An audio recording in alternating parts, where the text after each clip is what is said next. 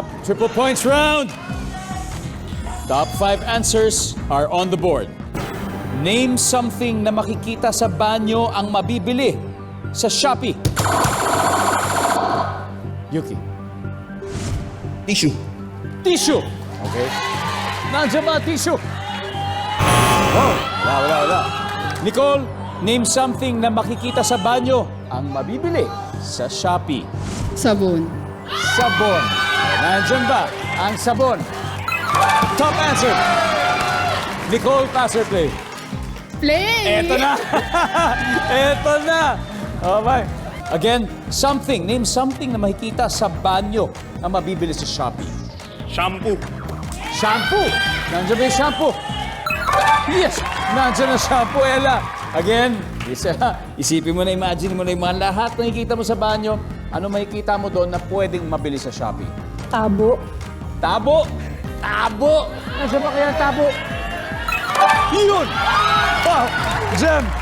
204 points na. Habol to. Something na makikita sa banyo ang mabibili sa Shopee, Jem. Tuwalya. Tuwalya. Lalo na siguro.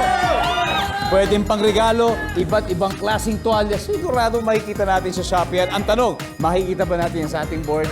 Tuwalya. Wala. Got 2 more chances, Nicole. Ano pa kaya? Makikita sa banyo na mabibili sa Shopee. Ano kaya ito? Toothbrush. Toothbrush. Toothbrush. Uy! Walang to. Team Padilla, time to huddle. Kailangan, Jason, makuha mo to. Dalawa pa to, 204 points. Something na makikita sa banyo na mabibili sa Shopee. Balde. Kung may tabo, may balde kaya? Balde. O kaya timba? Nandiyan ba yan? Survey says. Wala. Alright. Yuki, something na makikita sa banyo na mabibili sa Shopee. Ano kaya? Balde. Balde. Roy? Balde. Balde? Mika? Shower curtain.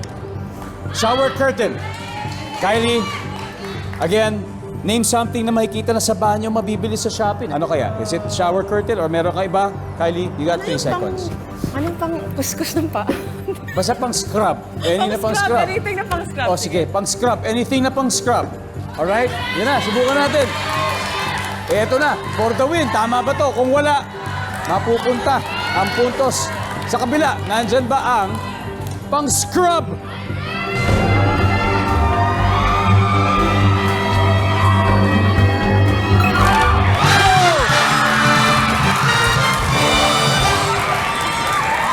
Alright, guys, tignan natin kung ano pa yung hindi nakuha.